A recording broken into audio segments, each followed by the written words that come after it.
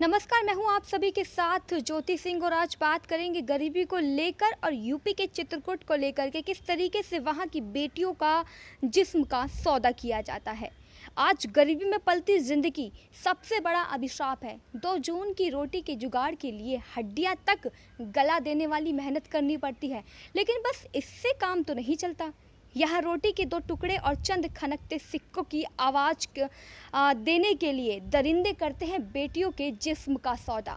और ये चित्रकूट की बात है, वही चित्रकूट जो कि यूपी में है और यूपी सरकार और यूपी पुलिस बार बार फेल होती हुई दिखाई दे रही है।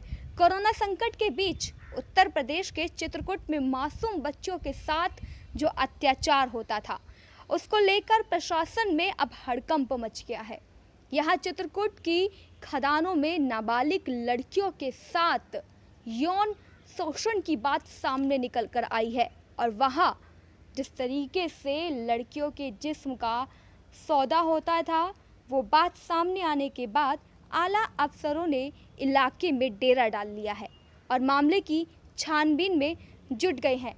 लेकिन क्या आपको पता है, ये नर्क लोक है और ये नर्क लोक दिल्ली से सैकड़ों किलोमीटर दूर बुंदेलखंड के चित्रकूट में है, जहां गरीबों की नाबालिग बेटियां खदानों में काम करने के लिए मजबूर हैं और उनकी मजबूरी का फ़ायदा उठाया जाता है उन चंद खदानों के मालिक और ठेकेदार और बिचौलियों के जरिए। लेकिन ठेकेदार और बिचौलिए उन्हें काम की मजदूरी नहीं देते हैं।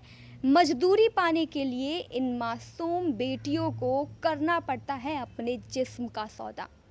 जी हाँ, सही सुन रहे हैं आप, अपने जिस्म का सौदा उन सभी मासूम नाबालिग लड़कियों को करना पड़ता है। और यहाँ इन बच्चों की उम्र गुड्डे गुड़ियों से खेलने की है, कॉपी और पेन लेकर स्कूल जाने की उम्र है, लेकिन गरीबी और बेबसी ने इनके बचपन में मानो अंगारे से भर दिए हैं।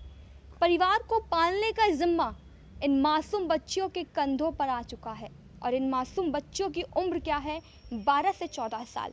नाबालिग है सभी बेटियां खदानों में काम करने के लिए जाती हैं, जहां उन्हें 200 से लेकर 300 रुपए के लिए उनके जिस्म की बोली लगाई जाती है।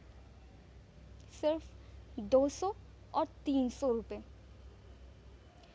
वहीं आपको बता दूं कि करवी की रहने वाली एक पीड़िता ने बताया है कि जाते हैं और काम करते हैं तो वो बोलते हैं कि अपना शरीर दो तभी काम पर लगाएंगे। यानी कि क्या बीतती होगी उन बच्चियों पर जब सामने से कोई उनके पिता की उम्र का आता है और कहता है कि अपना जिस्म मुझे दो तब मैं तुम्हें पैसे दूंगा।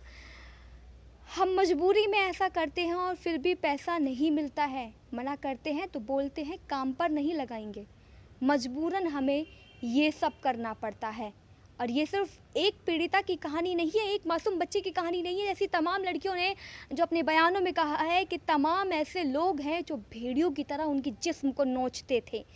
लेकिन सवाल यही है कि इतने सालों से यूपी पुलिस के नाक के नीचे ये सब चलता रहा, तो क्या वाकई यूपी के आला अधिकारियों को इस नर्क लॉ की भनक तक नहीं थी या फिर जानबूझकर आंखें बंद कर रखी थी?